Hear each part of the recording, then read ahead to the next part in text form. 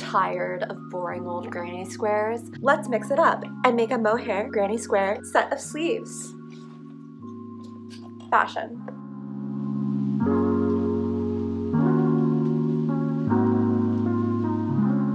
I saw on Instagram Ribblr made this mohair granny square vest, and I was like, wait a minute, I love mohair. I have all these different random scrap little balls. They look so cute. So let's make it. To begin, I've had to experiment a bit with what hook size to use because I have all different brands and types of mohair, and some are like super fluffy and some aren't so fluffy. I'm gonna go for this 7mm, and also I just want to try out this new hook that I got and see how it does with my hand pain from crochet. Some of them I think this is a little loose for, some of them it's a little tight, but I don't care, it's gonna look great. So to make these, we're going to be making like the most basic granny square, and to start that off, I'm making a slip knot, but then I leave the loop loose and I stick my hook through, and that's called a magic circle. I've seen like way more complicated ways to do this, but that's how I do a magic circle. So now I've got this loop that I can crochet into, and I'm just going to chain 3. I'm just going to crochet into my little magic circle, and I like to catch the little end so that my job's easier. 2 double crochet into my magic circle. Beautiful. So I've got 1 length of chains, 3 up, double crochet, double crochet. Now I'm going to chain 3. Now I'm going to do clusters, 3 double crochet, chain 3, 3 double crochet, chain 3, etc., until I've got 4 clusters and 4 chains in between. My hair has a tendency to get stuck like in the mohair.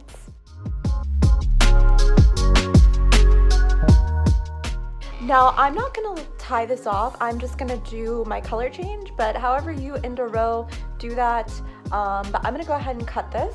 And to change row, what I'm gonna do is find the original loop, and it's a little hard to see with mohair, but it's just sitting above your chain. I'm gonna go through, pick up my new colors, place it on my hook so that the new yarn is towards me, and now I'm gonna pull that new yarn through both, and I've changed color, and I'm gonna start my new row. So to begin the row, you just chain 3. And then I turn my granny squares. I don't just keep working from the front around and around, because your granny squares will start to twist because crochet has this tilt to it. At this stage, you can actually pull your first row gently closed. It's a little tricky with the mohair. Into the chain space, I'm gonna do 2 double crochet to complete my cluster. So now I've got a cluster of 3. You always want clusters of 3 for this. I'm gonna do my chain 3 to make my corner. Still in that same chain space, I'm going to do another cluster of 3. I'm gonna go right over to my next chain space, and I'm gonna do a cluster of 3 double crochet, 3 chains, cluster double crochet, and then I'm gonna repeat that for all the corners.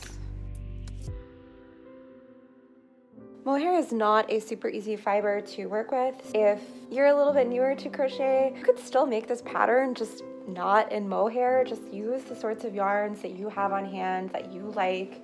Thrift some, whatever you can do, and try to find a hook that works for you. Before I connect, I'm gonna do my thing where I cut the yarn, leaving a little tail, and I'm gonna pull up my new color, chain 3. And I'm gonna turn it back to the front. So now you can see we're up and we're not starting at a corner. We're just in the middle. So we'll do a cluster of 3, hop over the corner, cluster of 3 double crochet, chain 3, 3 double crochet. Okay, so that's just the thing you wanna remember, is if you're not in a corner, you're not adding those extra chains in between. Otherwise, your granny squares will get super stretched out.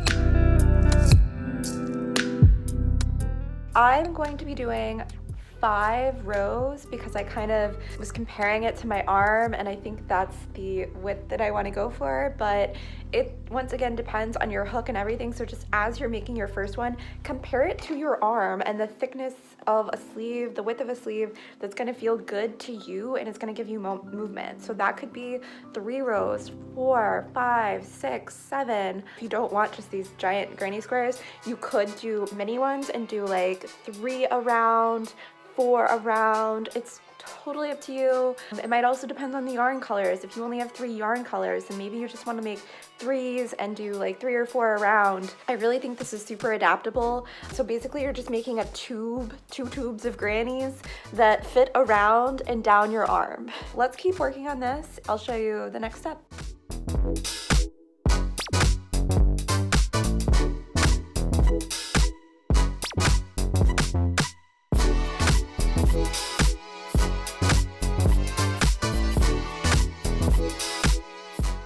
Once you get a few, you can start to compare with your arm how many down you're gonna need. Crochet has some stretch, and if it's not long enough in the end, you can add some like rows of double crochet at the bottom. So I need to make 12 of these total, and I'm just gonna be playing with all the different color combinations, trying to get every color and every position, different fun things like that. So let's make some more of these. These are actually going faster than expected. I feel like I'm someone who's gotten tired of granny squares. Like I made so many granny squares when I was first crocheting. They're so repetitive. Something about the mohair, maybe this is the cure for the granny square blues, is to like mix up your yarns and just like do crazy stuff. Let's lay them out.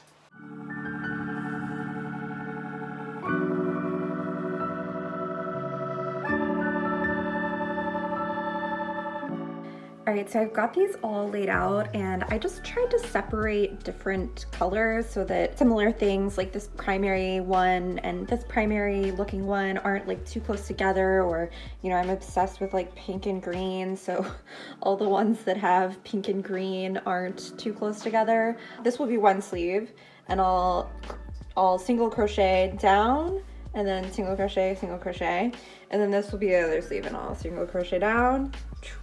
I'm just gonna take a photo of all of this so that I remember and can reference it, because I know that she is like gonna be tempted in like 20 minutes to jump on this. Now I'm gonna show you how to crochet it all together. To start, I'm going to put my squares right sides together. So I'm gonna put a single crochet in the chain space at the corners.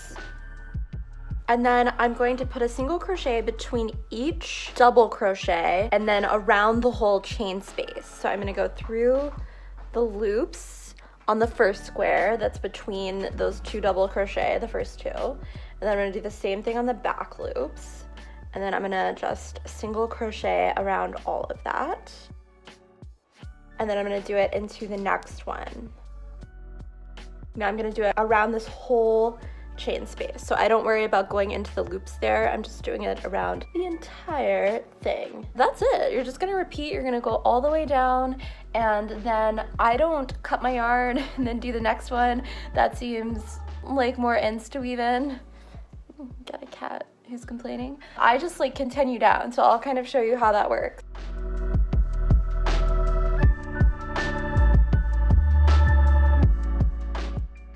All right, and when you get to the last set of chain spaces, just pop a single crochet around that whole thing. And now I'm gonna grab my next set of squares here, and I'm going to put my back on top of my front, because that's what I did the first time. So you wanna make sure you keep them lined up. And I'm just gonna crochet straight into that next chain space. And continue.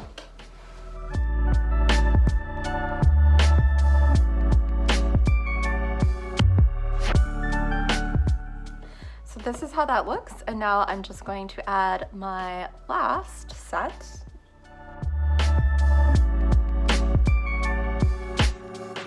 The last is just single crochet in the last chain space, and then finish it off, cut the yarn. And then when you're crocheting down the other way, you just want to make sure that your work doesn't get twisted. I'm just gonna open those up and fold them together the other way. And now in the same fashion, I'm just gonna crochet all along here.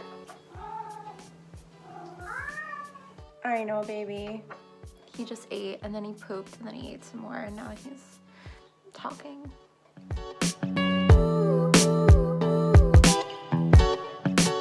So I'm about at where they meet, and once again I'm just going to single crochet into this chain space and then just go right over my previous row of single crochet and single crochet into that chain space.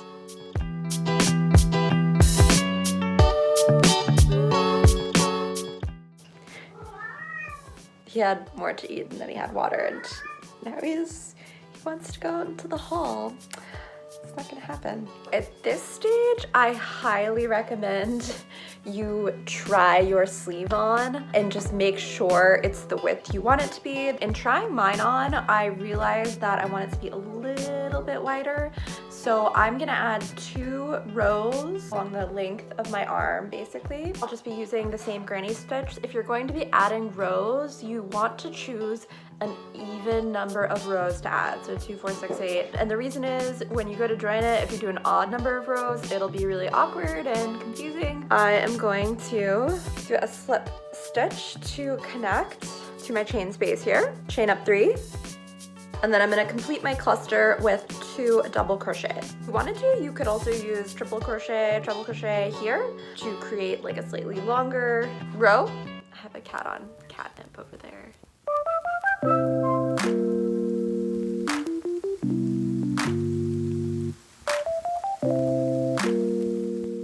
Into your next cluster, just 3 double crochet, and you're just gonna continue all the way down with your clusters of 3 double crochet.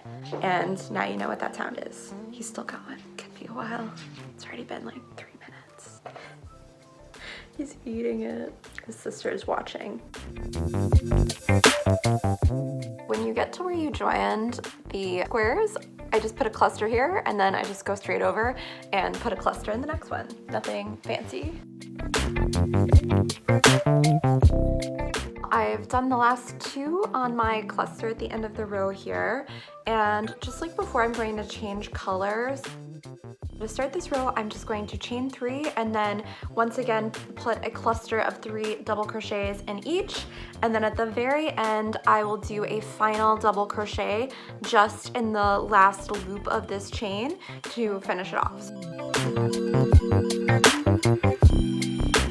Just crocheted into the final cluster, and now the last loop that's at the top of the chain that I started with, I'm just going to put in a double crochet. The process for connecting these is just like everything else, and it's the same whether you added these extra rows or not.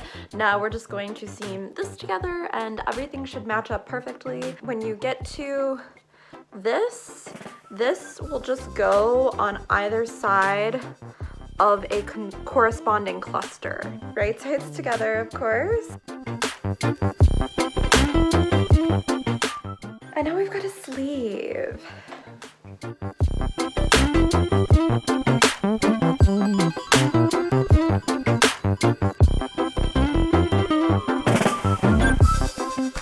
We're gonna start with the neckline, and for this, you're going to make a row of foundation double crochets. Make sure that the chain part that you pull up on the foundation double crochet is super loose so that you have a really stretchy neckline that can actually fit over your head. I have a big head, so that's a problem for me.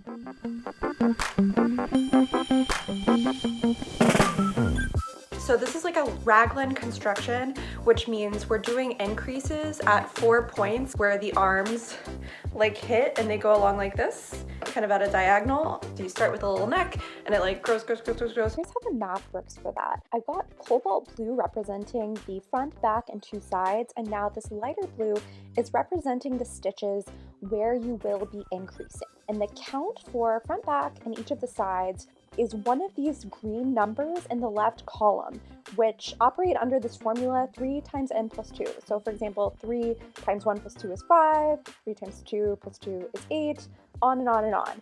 And basically you're going to be choosing 2 of these numbers. One will be for the sides and the other will be for the front and the back. These do not have to be the same number. That's why I'm showing them represented differently. You'll be choosing 2 of these numbers.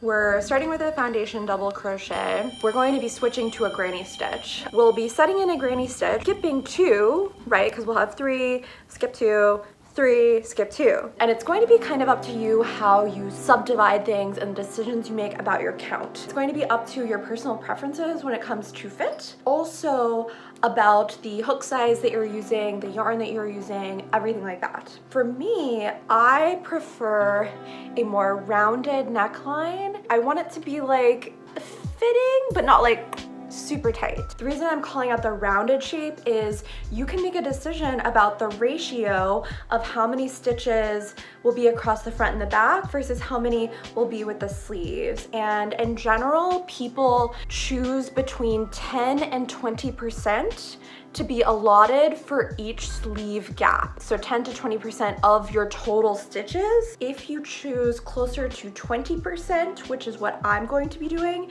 you're going to get a more rounded sort of neckline, a more even sort of sleeve. If you choose around 10%, you're going to have kind of a wider, more sort of like boat neckline that's going to be kind of like stretched like this, and the sleeves will like be a smaller proportion, and it'll sort of like, I just wanted to explain that math and the sort of nuance behind it and how these decisions impact the shape of the garment you're going to be making. Now, why does this work, and why do we need to choose a starting number of 6 times something? If we take the front and the back, 3A plus 2 plus 3A plus 2, and then the sides, 3B plus 2 plus 3B plus 2 plus 4 for each of the increasing stitches denoted in the sky blue, we can simplify this down to be 6A plus 6B plus 12.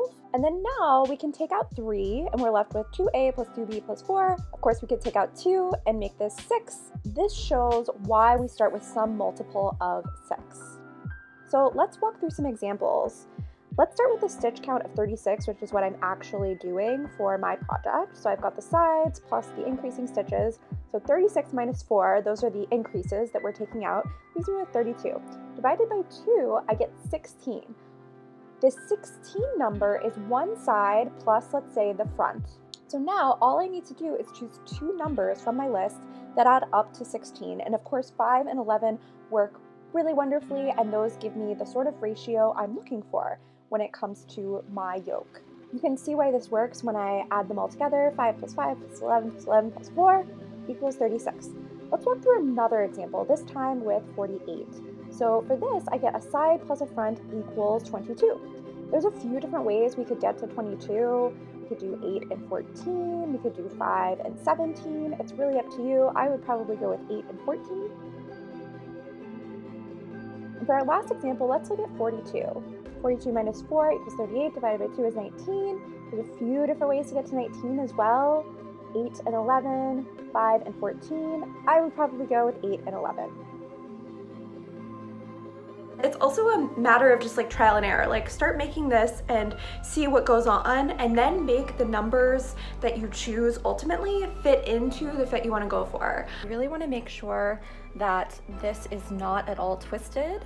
You're going to join. So I'm just going to do a slip stitch. You'll see there's this sort of like opening, gapping thing that's happening, and we'll just weave this through here later on to close that up. Now let's add in our stitch markers. From where you started, this is going to be your first granny cluster on your back. So skip 3 stitches, set in a stitch marker, and then you're going to be adding whatever number of stitches you calculated. For me, I'll be skipping 5, adding in a stitch marker, skipping 11, doing a stitch marker, skipping 5 again, doing a stitch marker, and then the rest should just be 11 minus that 3. So there should be 8 left over, and of course, the slip stitch does not count as a stitch. So now you can chain up 3 and complete your first cluster. So you're going to be doing 2 more double crochets into that first stitch, skipping 2 stitches. Now we're going to do our first increase, and this should correspond with your first stitch marker. So 3 double crochet, chain 2. We're not chaining 3 here, chain 2, and then 3 more double crochet in that same stitch. This will be the pattern for each increase. Now we're only going to have 1 cluster across this first side, so you'll skip 2 and then you'll do 3 double crochet into that 1 stitch kind of there in the middle, and then you should be at your next stitch marker if you're following exactly what I'm doing. And this is an increase, of course, So 3 double crochet, chain 2, 3 double crochet. Now we're going to do the pattern across the front of the yoke. So skip 2 stitches, 3 double crochet in 1 stitch, skip 2, 3 double crochet, etc., until you get to the next stitch marker, and you'll continue with the increases and the count following the pattern. From here, it gets a lot easier. In my case, I'm going to be switching color first, but then I'm going to chain 3 and turn, double crochet around that gap that's been created. And now in each gap, I'm going to be setting in 3 double crochets. And at each increase, I'm going to be doing 3 double crochet, 2 chains, and then 3 more double crochet. And it's super easy to see the pattern from here. What I mean by gap is just those spaces between clusters along the sides and the back. And then of course, the chain spaces are where you'll be increasing. And I don't move my stitch markers personally because I think it's pretty easy to see where these increases are going to happen.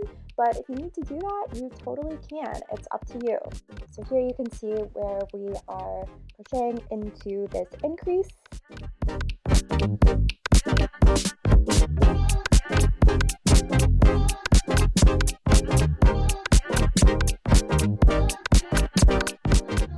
I think this is a good time to mention how long you should be doing this for. Probably in a few rows I will start trying it on, because what I'm going for is to create a yoke that's about to my shoulder. Do you remember, once again, it will stretch? So kind of bear that in mind as you're trying it on. I'm just going to continue.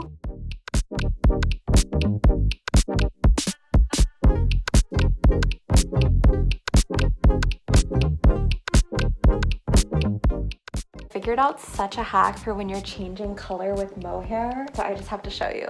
So I'm going to switch to this black, and I'm gonna use just my normal method.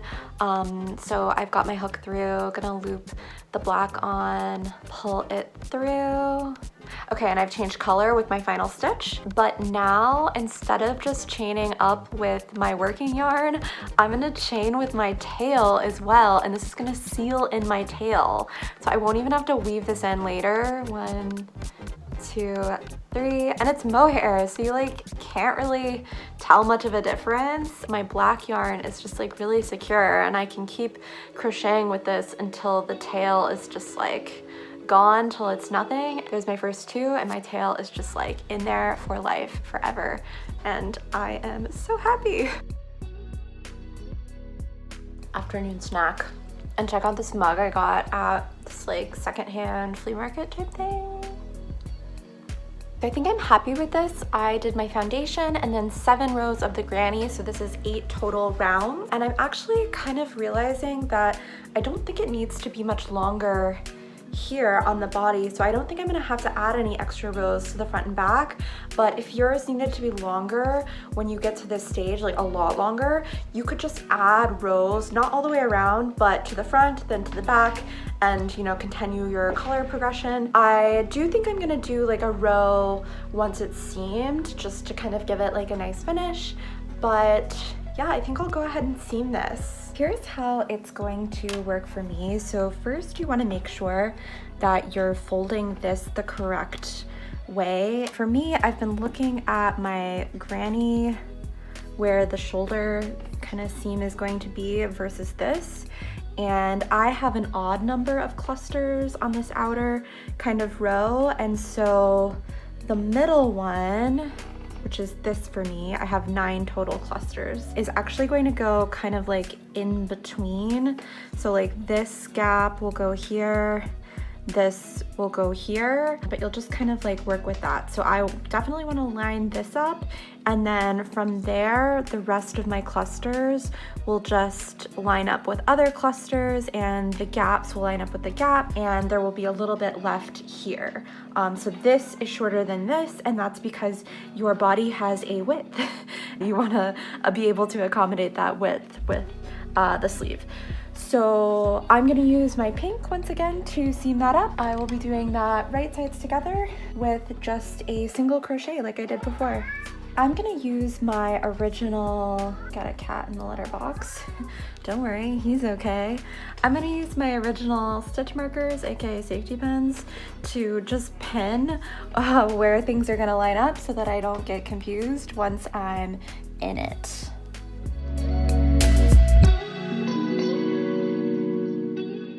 here you can see how that cluster in these spaces will line up at the shoulder seam.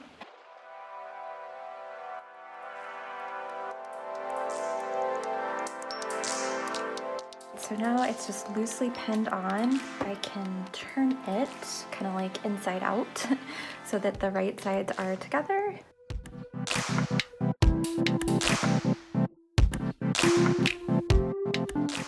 And here's how that looks finished. So now just repeat for the other side.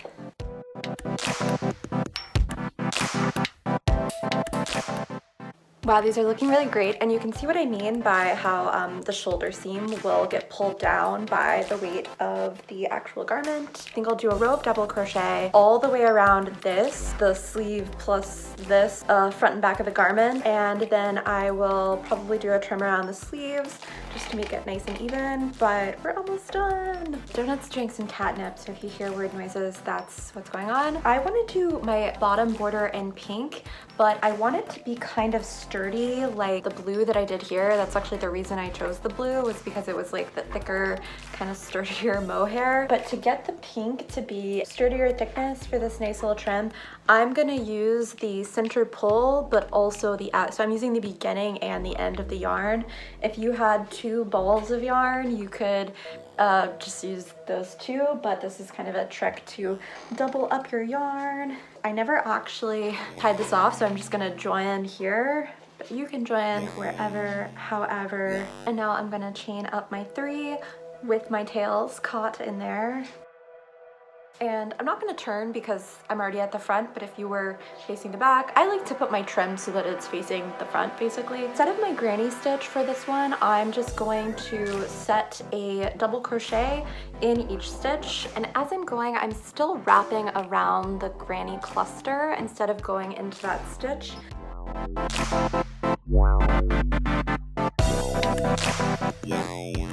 So when I get to the join, I'm going to place 1 double crochet in each of these spaces. When I get to the bottom of the sleeve and you're kind of working into the side of the double crochets, I'm gonna put 2 in each of those, and I'm also gonna put 2 in the spaces where I joined the bottom of the granny squares.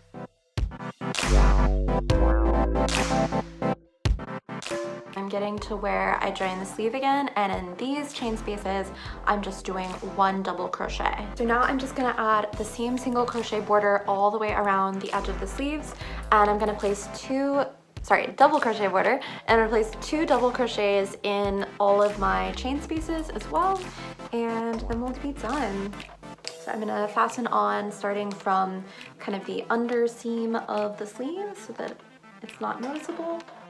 I'm just gonna do a slip stitch to join, and then I will chain up 1, 2, 3. Now we're off to the races.